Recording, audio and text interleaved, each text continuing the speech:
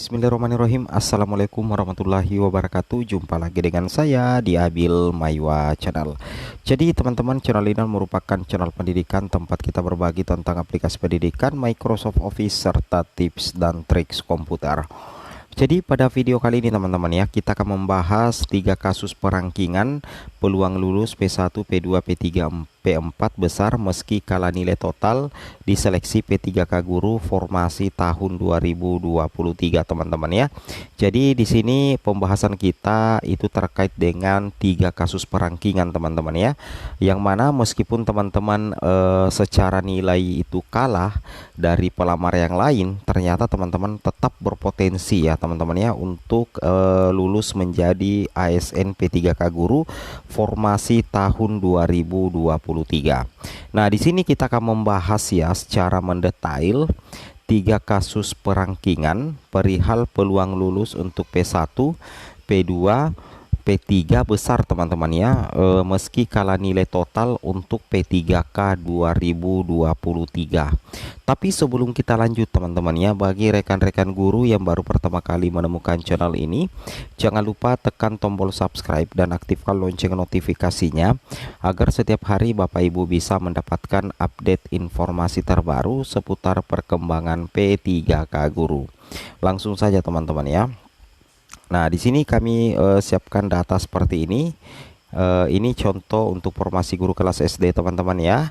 Nah, kita lihat di sini sudah ada nama, waktu sesi, nilai manajerial, nilai sosiokultural, kemudian nilai teknis, wawancara, dan total nilainya.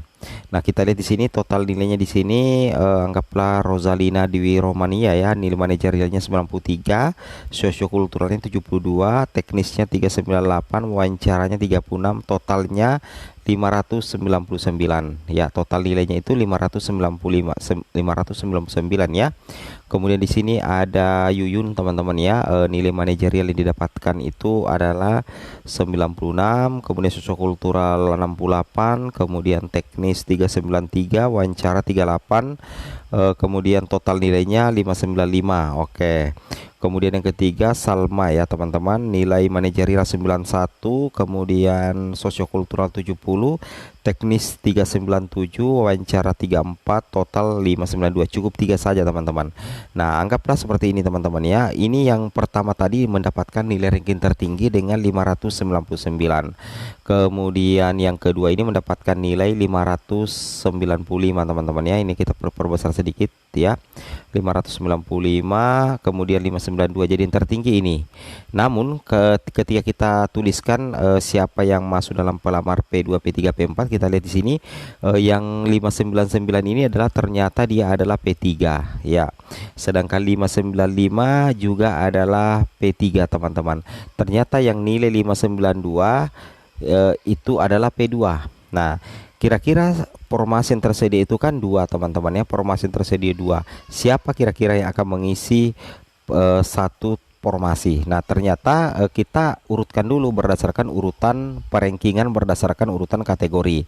Nah, otomatis P2 dulu yang mendapatkan penempatan meskipun kalah secara nilai total, tapi karena urutan kategorinya adalah P2, maka dia akan mengisi satu formasi di sini. Nah, ya coba diperhatikan ya, nilai P2 ini cuman 592, kalah dari yang di atas sekali 599, 595. Tapi yang mengisi formasi pertama kali, yang ditempatkan pertama kali adalah justru yang mendapatkan nilai rendah, 592. Kenapa bisa seperti itu? Karena dia menang urutan kategori. Nah, setelah itu barulah yang P3 dengan total nilai 599. Ya, ternyata yang P3 yang satunya tidak mendapatkan penempatan meskipun nilainya itu lebih tinggi daripada P2 yang nilainya 592 teman-teman ya. Seperti itu kira-kira. Itu contoh pertama sih teman-teman ya yang admin berikan. Kemudian di sini teman-teman perhatikan juga, ini ada beberapa data ya. Nah, ini contohnya misalkan Agus ya, ini total nilainya 518, kemudian Indah total nilainya 665, Suci 649, Rahmat 515, kemudian Amiruddin 412. Anggaplah di sini formasinya 3 teman-teman ya, formasi yang tersedia 3 ya, pelamarnya ada 5.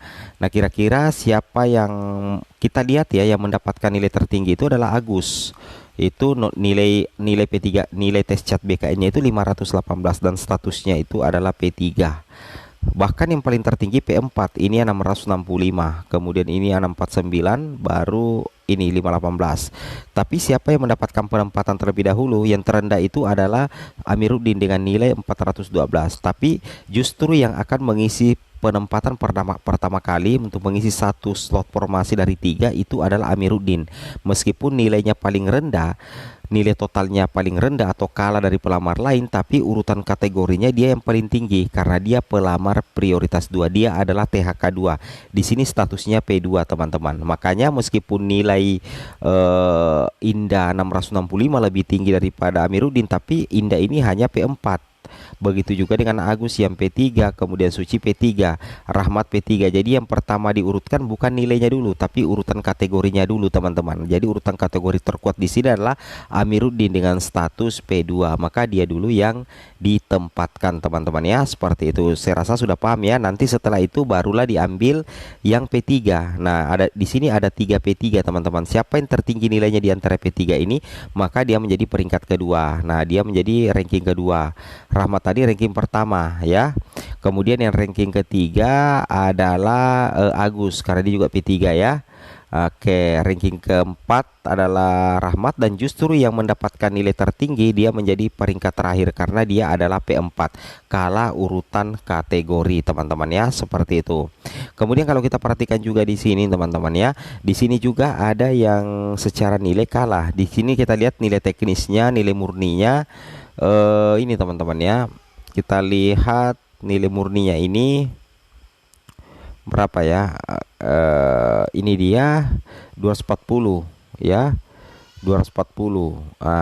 Nilai murninya sebenarnya rendah 240, tapi dia memiliki afirmasi, cerdik. Makanya di sini keterangannya P1L, teman-teman ya. Nah, jadi nilai rendah itu bukan jaminan tidak lulus, dan nilai tinggi juga bukan jaminan bahwa teman-teman dijamin lulus. Kenapa? Karena ada afirmasi. Terkadang ada pelamar P3K guru sebenarnya nilai teknisnya rendah, ini 185, tapi langsung melambung nilainya tinggi sekali, teman-teman. Kenapa? Karena dia memiliki sertifikat pendidik. Makanya muncul di sini notifikasi P1L, teman-teman ya. Itu yang harus teman-teman pahami ya. Jadi di sini kita sudah bisa membaca ya bahwasanya penentuan kelulusan itu ada dua, berdasarkan urutan kategori, dan yang kedua itu adalah berdasarkan urutan nilai. Urutan kategori itu berlaku apabila masih ada yang berbeda status kategori, misalkan ada P1, P2, P3, P4 yang memperebutkan formasi. Tapi urutan nilai itu berlaku apabila urutan kategorinya sama, misalkan sama-sama P1, sama-sama P2, sama-sama P3, dan sama-sama P4 ya, teman-teman ya. Logikanya seperti itu. Itu yang harus teman-teman pahami ya. Nah, jadi intinya seperti itu. Seperti halnya juga ini kan sebenarnya ini masih data sementara, teman-teman ya. Ini masih data sementara sebenarnya ya. Ini masih data sementara sebenarnya. Kenapa? Karena di sini belum ada status kategorinya. Sekian dan terima kasih. Assalamualaikum warahmatullahi wabarakatuh.